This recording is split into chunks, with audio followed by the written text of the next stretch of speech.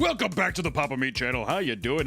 Come in and sit on down because today we're talking about internet stories. You know, I have a podcast called Creepcast where we go over creepypastas, and this is one thing that affects our story today. And I just want to say viewer discretion is advised because today we're going into true crime meat. No, it's serious. It's a real case. It's fucked up. And it's messed up because the internet it's a place for silly memes and jokes and funny stories. And sometimes these stories are called creepypastas. And what are creepypastas? Well, they're like scary stories that usually edgy 12-year-olds write to kind of shock each other. That was kind of a big thing in the 2010s. And it was harmless fun. It really is. It's harmless fun. It's stupid stories. However, in the hands of one troubled child, it was the catalyst for one of the most brutal murders in recent history. Which we've done videos about something similar before with the Slender Man stabbings in 2014, where two 12-year-old girls, Morgan Geyser and Nessa Weir, brought one of their friends to the woods and stabbed her 19 times. Casual stuff. Normal. Just another day in the park. They claimed it was to appease Slender Man. The fictional character they believed was real. The internet's obsession with a character. It's like a new age tale of like the Amityville murders. An angel told me to do it. The devil whispered in my ear, told me to do it. Slender Man told me to do it. It's kind of an interesting evolution, isn't it? So today we're going to talk about the horrible case of Donovan Nicholas, who was inspired by the infamous creepypasta Jeff the Killer. The 14-year-old child successfully carried out a plan to stab his mother 63 times. So let's take a look. I can't believe I'm going to say this. Let's take a look into the Jeff the Killer homicide. My God. Jeff the Killer squared. My name is Jeff. But for people who don't know, who don't understand the reaction to this, maybe you don't know who Jeff the Killer is, which before I read the story, I didn't know how infamous he was. You've maybe seen this picture. You maybe have seen it. It's pretty famous. It's in terms of like meme culture, everything. This has been around for a long time, but people might not know the story wrapped around it. Obviously, we're not going to read the whole story, but I at least want to give you an understanding of what the story is. A little beat for beat. Let's just see what happens. Which Jeff the Killer is an old creepypasta entry that came out around 2011, right? I mean, like that's like the birth of creepypasta era. We did a video on Creepcast about it, and if you want to hear the whole story, you can go there if you actually want the entire story in all of its perfection. Also, maybe listen to it on Spotify. I don't know. But here's a quick summary. The story revolves around Jeffrey Woods, a 13-year-old boy who moves into a neighborhood with his mother, his father, and brother, Lou. Anytime you see a character is like, I'm 13, I just moved here, you definitely know the author is 13 years old. Just that's a rule of creepypasta. Or it's maybe even like an 11-year-old who's like, man, when I'm 13, I'm gonna be a grown-up. While waiting for the school bus, the two of them get into a brutal fight with a group of bullies. Jeff goes berserk, and he takes down all three of them and stabbing two of them in the process. Yeah. Hardcore. It is hardcore. After fleeing the scene, police officers appear at the doorsteps to question them. And in the end, his brother Lou takes the blame and ends up being sent to juvie. James, why would you let Lou do that? And days go by, depressed and lonely. Jeff is urged by his mother to go to a birthday party for their neighbor Billy. And during the party, Jeff is jumped by the same bullies from before, where he is beaten half to death. Eventually, Jeff snaps. He beats one of the bullies to death and bludgeons another with a towel rack. And in the process, Jeff is covered in alcohol and bleach before being lit on fire by the remaining bully. Lou is released from juvie after the bullies confess to initiating the first assault, just in time to see Jeff in the hospital as his bandages are getting removed. Once removed, it's revealed that Jeff's face is leathery and pale white, his hair is singed black, and his lips are bright red. It's at this point that Jeff snaps, laughing uncontrollably. He thought his new face was perfect. That night, his mother enters the bathroom to see Jeff carving a smile into his cheeks, claiming he wanted to keep smiling when his face got tired. He also burned out his eyelids so he could forever look at his new face. His mother wakes up their dad, telling him to get the gun.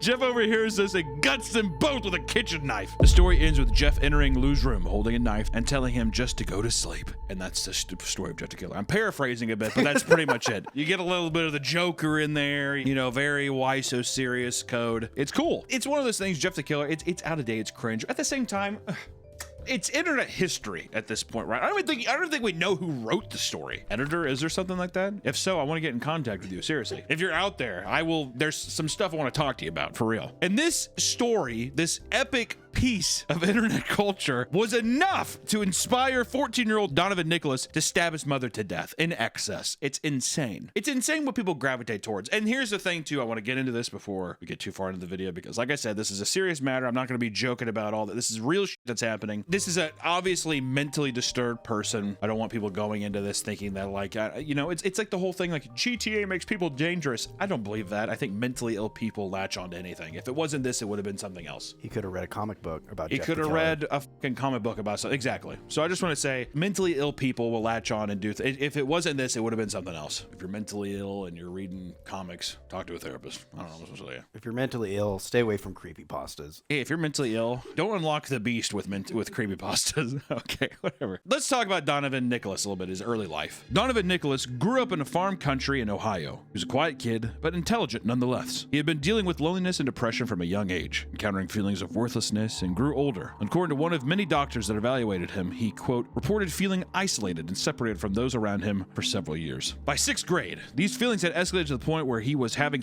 thoughts and engaging in self-harm. He told the doctors that there was no support when it came to finding medical treatment, so he tried to tough it out on his own. Donovan had been living with his father, Shane Nicholas, and his 40-year-old girlfriend, Heidi Taylor, as well as their 2 children. According to Donovan, his relationship with Heidi was strained beyond belief. They were constantly getting in fights over the littlest things. Donovan's real mother lost custody of him at birth, which Shane believes caused a lot of this tension between the two of them. Because Shane traveled a lot for work and the other kids had moved out, Heidi and Donovan were often around each other the most. Donovan details that Heidi despised him, referring to him as a waste of space, and often treated him unfairly by constantly screaming at him for whatever reason she could find. Regardless, Donovan never responded with violence and was quite harmless. His father could recall enjoying fishing trips with his son, who hated the idea of catching them and seeing them suffocate out of the water. Innocent boy, wrapped in turmoil. It's one of those things too where if you're a little sponge when you're younger, you could see the Jeff the Killer thing and just be like, that's me, you know? That's what happened. Through assorted text conversations with friends, it became clear that Donovan was becoming increasingly more fascinated with dark topics such as death.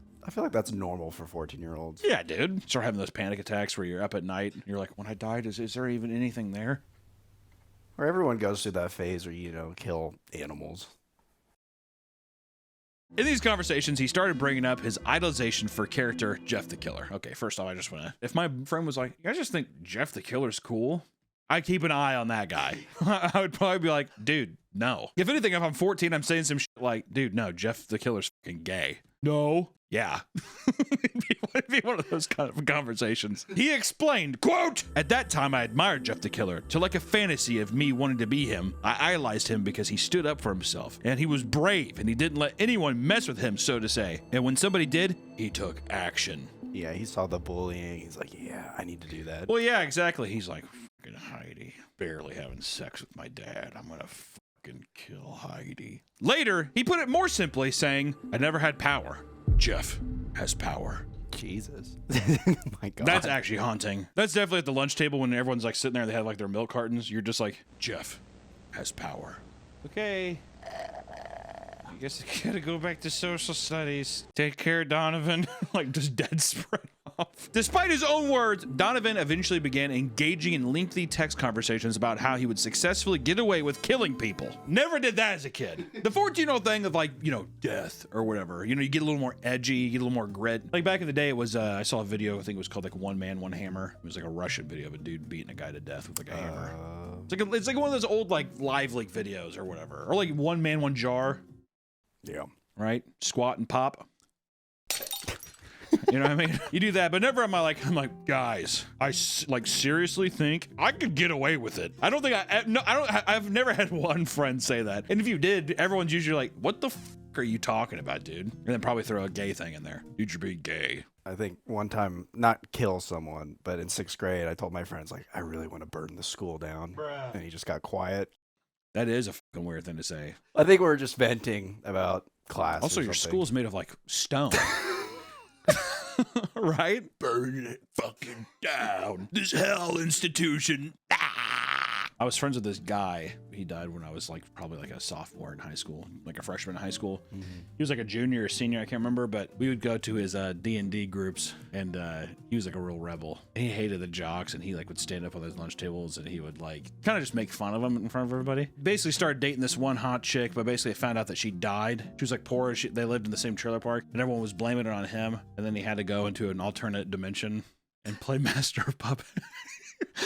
Did you not know I was talking about? Well, I was Eddie like, what are Munson? you talking about? You're just like behind the camera, like it's like so clearly Eddie Munson. He had D&D campaign and everything. Well, I knew. I was like, is this from a movie? What is this from? I've never seen that season. Okay, dude, I have not seen the season. Whatever. Where am I at? Apparently, he was known to mimic the look of Jeff the Killer by wearing his iconic white t-shirt and black pants, as well as dyeing his hair black. That is iconic. A Hanes white t-shirt. He's doing a fucking Charlie. Oh, he's like doing Moist? a Charlie outfit. Probably just looks like a Moist Critical fan. Yeah, I love him so much. As time went on, Donovan's interest for Jeff started to take a life of its own inside of his mind. He relates it to cell division, detailing that he began growing into two people, with Jeff being his bad side and often spoke to him. Yeah, no shit. It isn't real. Kind of a smart little bastard, though, huh? If I ever uttered the word cell division, I'd be so stoked. I'm like, cell division right now. Looking around, I'm like, two people. And then people probably make like a fat joke. I'm like, no, no. Jeff would convince him to do crazy things like destroy his own room and stab the walls. He Sounds admitted like, that. wait, this sounds like the puppet guy too. Remember? The puppet told me to do It's it. a Robert thing. Robert. Yeah, the kid with Robert just wanted a friend. He just wanted attention, which Donovan probably does too. There's probably like a yearning for positive reinforcement. He wants somebody to just fucking talk to him. Not Heidi. You're not my real mom. He admitted that because of his admiration for the character, he loved being able to speak to him all day. Despite being directed to do bad things from time to time, he stated, and I quote, "My bad side started getting bigger and worse. I think about the options and I was often torn, but generally, I picked the good side." Generally. Donovan, when'd you pick the bad side? Is Heidi in the room? I don't want her to hear this. Which leads into the next section, the murder of Heidi Taylor. The bad side won. This is why, yeah, exactly. Well, I guess Jeff prevailed on this one. This is one of those things, too, where it's just like, you gotta watch out, man. If you're fucking some dude and he's a weird son, black hair, white shirt, going around talking about cell division, and you're like, you're a fucking waste of space. I mean, it's horrible to say. I'm not trying to, it's a horrible thing that happened, but what the fuck, man? You're teasing a bowl of like a china shop. You know what I mean? It's like destruction is imminent. You gotta ask your stepchildren like who their idols are, and they say Jeff the Killer or anything creepypasta related. Okay, first off, I don't think you want to ask your if you're a stepmother or father, I think the last thing you want to do is sit down and be like, who's your idol? Because they're going to say, what? Who's your idol? Also, wouldn't she just be like, who is that? She's read the story. Besides like Jeff the Killer, what would be like a really unhinged thing? Like a little girl. Super Idol 的笑容. That's normal. At this time, Donovan had a long-distance girlfriend that lived in Madison, Wisconsin, referred to as MW. She also claims to have an alternate personality named Crystal. Oh god, here we fucking go, dude. Crystal. My name? It's Ruby. I feel like nowadays you can't name any of your daughters any of the jewels or gems. It's unfortunate. Could be a nice enough girl named Diamond. Or Pearl. Pearl. Oh, it's such a gross name though, isn't it? Here's my daughter, Pearl. We found her in a clam. Heidi Taylor did not approve of this relationship between MW and her son, which apparently led to Donovan losing phone privileges on many occasions. Seems kind of weird too, Heidi, like stepping in. I'm his mom. Like, dude, you're fucking the dad. Am I wrong? Does it feel weird? I guess if she's raised him all of his life, maybe, but sounds like it was not that serious of a thing. Am I wrong? Did I read that wrong? Or did it seem like, oh, he just started dating this woman? Well, we'll see. Okay. Which this enraged Donovan, or Jeff, however you want to call him, because she was very important to Donovan as well as Jeff. MW and Crystal were important to Donovan and Jeff. Oh, so wait, Donovan was dating MW and Jeff was dating Crystal. Exactly. It's a lover's quarrel. It's like animorphs, like transform into somebody else. At one point, he had been sexting and sending other inappropriate messages with her. Okay. All right. Sometime soon after, his phone was taken away. This made him nervous because he knew that if Heidi seized his phone and saw that what was being sent, she would likely force them to cut contact. Which Nicholas explains what followed one afternoon in April of 2017. Roll it. Me and Jeff were very connected to MW. Like I said before recess, and I knew that if Heidi looked through my phone, she would find me texting MW. She does not approve of MW. She has taken MW away from me multiple times. I knew it was going to happen. I knew it was going to happen again. Jeff's reaction was different than mine. I was scared of losing her, but I was feeling no sense of homicidalness at all. Homicidalness, Jesus Christ. But Jeff, on the other hand, he was absolutely furious. He was a homicidal person at heart, so of course, that was the feeling that he was going to have. And with that anger came just a lot of anger. With that anger came a lot of anger? Okay. Yes, I went to a very, very deep trance because I was not able to resurface out of that trance. Keeps like saying the thing and then reiterating again. I was in a trance because I was in my trance.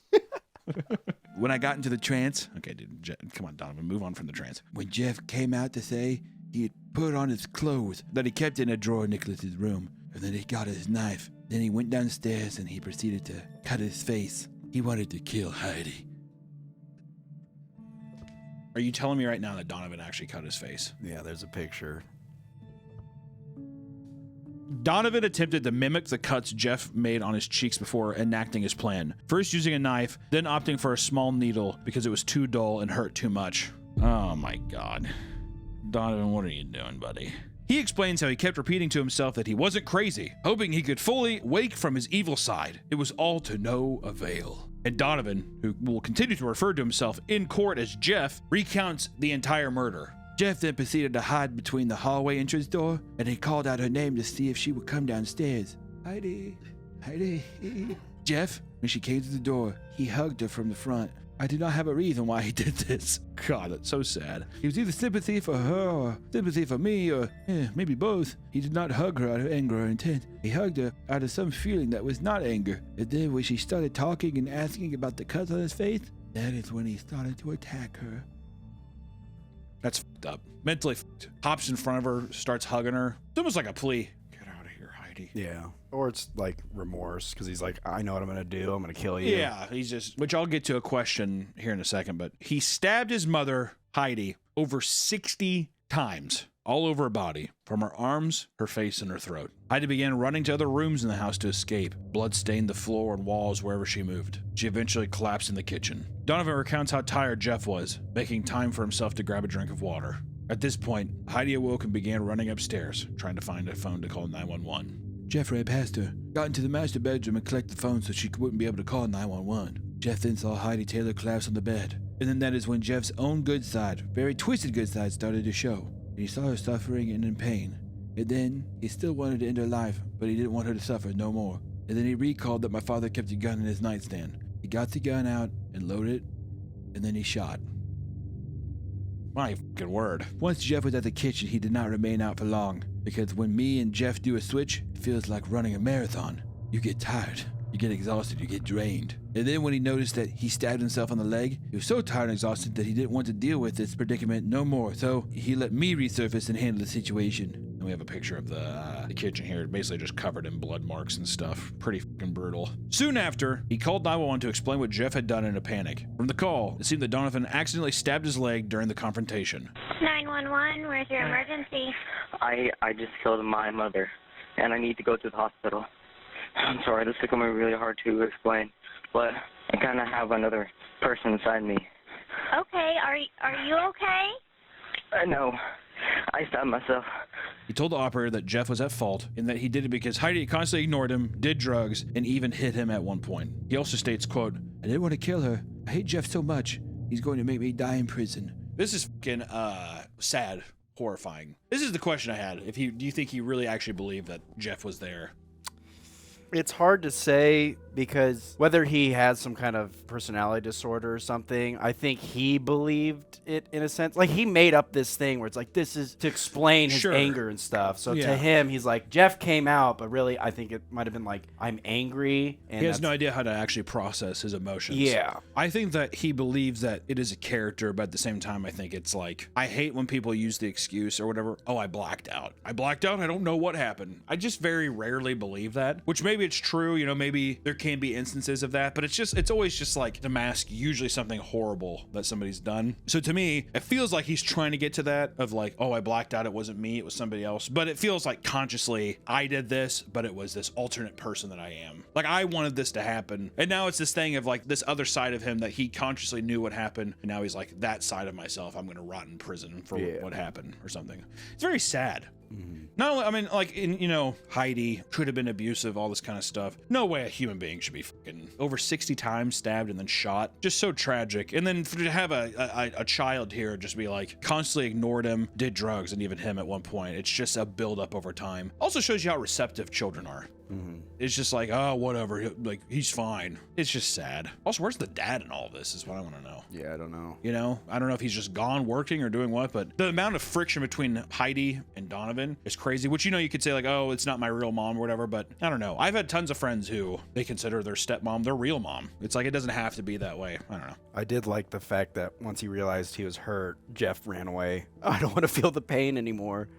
Come back, Donovan. Yeah. There's also a comment on the 911 call, the video, which we'll have, make sure we'll have linked. I don't know how true this is. This is just a comment, which it says, this kid's locker was right next to mine in 8th grade when this happened. Never really said anything to him other than excuse me, but did notice pentagrams in his locker. He was new at our school that year and definitely the quiet kid. Still pretty crazy to this day to think that he did this when he was 14. Which 100% a person lashing out for attention, wanting desperately attention. And if it is true that if he was the new kid, even harder for yourself socially. Now you're the outcast, you're trying to like fit into friend groups that have probably been together for a while. It's brutal. Well, I mean, he even said it, I like Jeff because Jeff has power. Yeah. And it's probably just like, nobody likes me. Also, him talking to himself. He's so lonely. He needs like... Yeah, he needs himself to be his friend and his only other person that he feels connected to. And, there's the sexual aspect to it. I mean, you're going through puberty and you're having all those feelings and stuff, whatever, at 14. Yeah. But even then, it's like Crystal is his only other connection, He doesn't see that he has any other friends. Or if he did have friends, he'd probably ostracize them because he was just like, hey, I idolized Jeff the Killer. Hello? I bet they both like Jeff the Killer, talking about it, and then she made up her personality, and then he's like, I kind of thought the same way. Yeah. Like if she introduced the alt personality thing to him, and then he was like, I think I have that too. Exactly. You never know. Yeah. Who knows? Moving into the court and jail time arc of this story, there was a massive debate as to whether or not Donovan truly had an alternate personality. One psychologist addressed that he had many symptoms of dissociative identity disorder, but unlike most patients, he was much more aware of the actions taken by his alternate personalities. As much as he claimed to be out of control, Donovan's own testimony revealed that he indulged in fantasies about the murder and that, if he decided to do it, he would take on the role of Jeff the Killer. Well, that doesn't help your case. You do have a paper trail. Come on. This language gave the impression that the split personality was all a front to shift the blame. Furthermore, Donovan did not seem to experience the extreme childhood trauma that is often linked with DID. Dr. David Spiegel, a Stanford University psychiatry professor, became skeptical of a DID diagnosis when he found out that Donovan wore the same outfit as Jeff the Killer wore during the murder, stating, quote, when you're really experiencing it, you don't need the props. The conclusions were split. Some health professionals believed he was legally sane, while others were convinced that he was severely mentally ill. Donovan was ultimately sent to a juvenile detention center where he was visited by family often. Todd Taylor, Heidi Taylor's other son, would express his deep anger towards Donovan, asking how often he thinks about what he did, and Donovan told him, quote, I can't even sleep. Most of the time I curl up in the corner of my bed crying and screaming. And days before his 16th birthday, Donovan was given a life sentence, with 28 years in prison before he could be eligible for parole. Donovan repeatedly appealed this decision, believing that he shouldn't be tried as an adult. Things went in his favor, as the court justices agreed that Donovan required a better chance at rehabilitation. His case was sent back to juvenile court. He ended up walking free on his 21st birthday after pleading guilty for aggravated assault, a decision that appalled many of his family, especially Todd, who couldn't find it in his heart to forgive him. As they rode home together, Todd recalls breaking the silence to tell Donovan, I don't want to hear your name unless it's for getting Citizen of the Year. Damn, he had to ride in the same car? I would not ride in the same car, dude. No. That was my mom, whatever. I don't give a fuck how that would be too much. Many people from Heidi's family made statements regarding the type of person she was. Someone far different than evil woman that Donovan described during the trial. Her close friends stated that if she was ever hard on the kids, it was because she knew that they were a lot of potential to accomplish great things. Heidi's two children would talk about the wonderful weekends they spent together, the hikes and the family camping trips. Donovan's image of Heidi seemed to be far from the truth, according to them. While Donovan felt that there was no effort to help him when he was self-harming and dealing with depression, confession, Heidi's daughter, Alyssa, revealed that both parents were constantly being supportive. They would do their best to make sure he was never alone and even push him to get proper counseling. After his release in 2023, Donovan continued to receive support from his father. His siblings, however, decided they wanted nothing to do with him, no matter how well his rehabilitation progress went. Wow. It's crazy. I did not expect him to be free. He is a free man. Donovan is walking the streets as we know it. It goes to show, first off, you never really know. Who knows what happened, right? People say one thing, another person says another thing. You know, Donovan says this person was neglectful, all this kind of stuff. Her family and friends say that she was awesome and that she was supportive. We don't really know. All we know is that in Donovan's mind, he perceived it to be this thing. I think he was, and I mean, maybe still is, mentally disturbed. I think when people get into a very negative, hard part of their life, I mean, God, dude, being 14, such a hard age. Like, everything's kind of collapsing around you. You have to go to school, but you don't really, I mean, it's just, it's all these things where it's like, you really have like no freedom and you're kind of stuck with people and you have to kind of like make friends, and if school's hard, then you're stuck there every day. It's like a prison sentence. It's very hard. I think Donovan did something horrible, irredeemable. You're going to live with that for the rest of your life, and you did when you're 14. Now you're 23. There's probably a lot more mental clarity. You're probably able to move past some of the things you were struggling with when you were younger. That's a weight you're going to have to carry around forever. And I think too, like the family not forgiving him, I mean, like, obviously the Jeff the killer angle is funny. That's just no getting around that. It is funny. People will latch on to anything for a semblance of identity and like purpose, or, you know, friendships, or anything that will like fill these like little voids and stuff. And it's just insane that, I don't know, a kid did this. It's truly horrifying. You see it with the Slender Man stories. You know, this video is kind of ending on the same note, except this time, you know, the victim didn't make it, which is horrible. You know, I don't know if there's a lesson here to be said. I don't think I'm a smart enough man to articulate that lesson, but I will say this: if you're a youngin', or if you're at any age and you're mentally struggling with something, just seek help. Ask for help outside of your support system. Even if it feels like the world's collapsing on you, seek help. Find somebody to talk to. There's good people everywhere. I'll say that much. There's a lot of dickhead people out there too, but there's, I would say, more good than bad is what I would say. Is that a good way? I don't know. I feel depressed. I mean, it's kind of depressing. It's a child. Yeah. Well, that's the thing too. Like in the thing, they were trying to try him as an adult at 14. He just turned 15. But it's just like, he was obviously mentally unhinged. Yeah, he's clearly mentally ill. Yeah. Even if he's using the DID as a coping mechanism for what he's doing, I still think that like it takes a truly disturbed individual to enact such a horrible thing. The person's not mentally well. It's a gray area. Like I feel like the people are going to be on a side where they're like, he should be in bars the rest of his life. Oh, he's just a kid. It's like a gray area, like a moral gray area of how he should be punished or whatever. And it's just truly the only people affected are the family members that have to deal with it forever, you know? Yeah. And I don't know, man. Like I said, you fuck up when you're young and it stays with you forever. The biggest thing we can take away from the story is fucking seek help. If you feel like you're totally alone and stuff like that, just see a counselor. Find ways to better yourself, and then just try to like insert yourself into people's lives, like friendships and all that kind of stuff too, because it's out there. And horrifying. Jeff the Killer's a terrible story, by the way. It's really bad. If you wrote the story, though, please I want to hear from you, please. So that's our episode of It's Been a Long Time of True Crime Meat. I hope you all have a fantastic rest of your day. Please don't stab anyone, and I'll see you in the next one. Bye-bye.